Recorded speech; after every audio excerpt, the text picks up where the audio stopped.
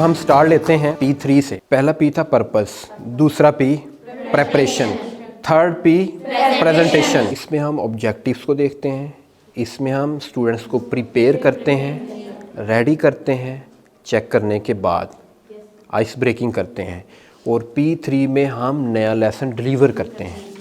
जैसे एक किसान बिल्कुल खेत को रेडी कर लेता है, खुदाई कर लेता है, हल चला लेता है, उसके बाद बीज फेंकता है।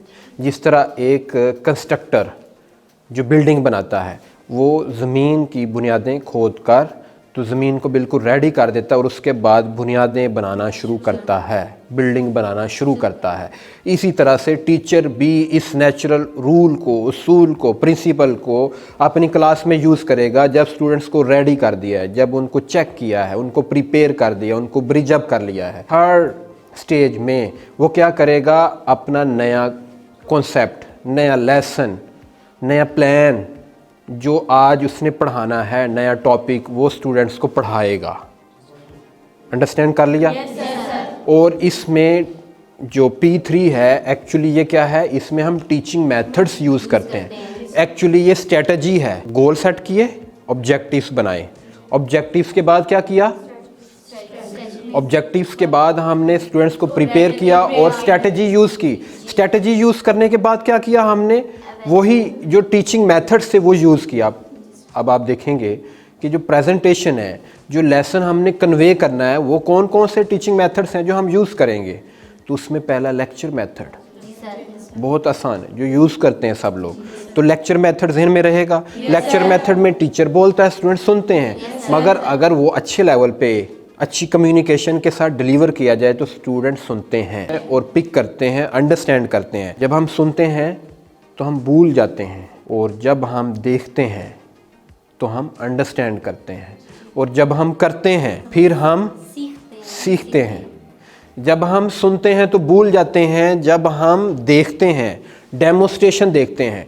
तो मेन के पहला लेक्चर मेथड है और दूसरा डेमोस्ट्रेशन है। टीचर करता है, स्टूडेंट्स देखते हैं, तो इस तरह अंडरस्टैंडिंग डेवलप होती है। और थर्ड लेवल पे क्या होता है, जब स्टूडेंट्स करते हैं तो फिर वो सीखते हैं। तो सीखते कब हैं, सीखते कब हैं, जब वो करते हैं। जब स्टूडेंट्स करते हैं तो सीखते हैं। जब स्टूडेंट्स देखते हैं, टीचर परफॉर्म कर रहा है, डेमोस्ट्रेट कर रहा है, तो फिर क्या, अंडरस्टैंड करते हैं। और जब स्टूडेंट्स सिर्फ सुनते हैं तो भूल जाते हैं, वक्ती तौर पे थोड़ी बहुत समझ आती है। तो इसका मतलब पहला मेथड लेक्चर, दूसरा मेथड डेमोस्ट्रेशन, और तीसरा मेथड एक्शन।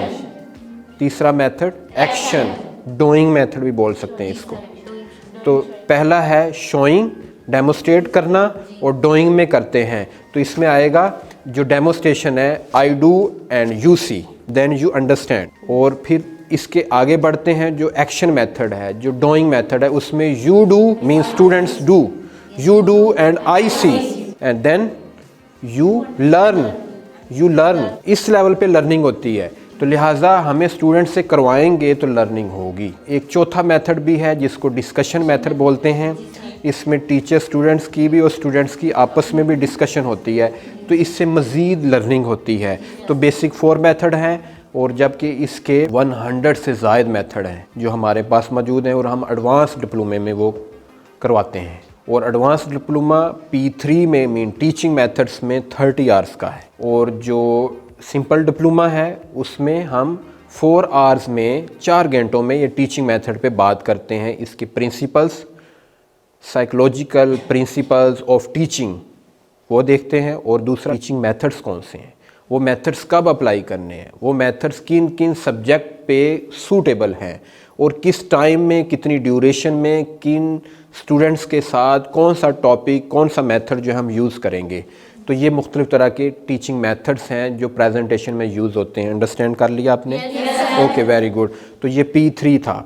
P3 में हम टीचिंग मेथड्स हैं, नॉलेज ट्रांसफ़र करते हैं। तो ये प्रेजेंटेशन है, टीचिंग मेथड्स हैं। टीचिंग मेथड्स में हमने लेक्चर मेथड को देखा, दूसरे नंबर पर डेमोस्ट्रेशन को देखा, एक्शन मेथड को देखा, डिस्कशन मेथड को देखा।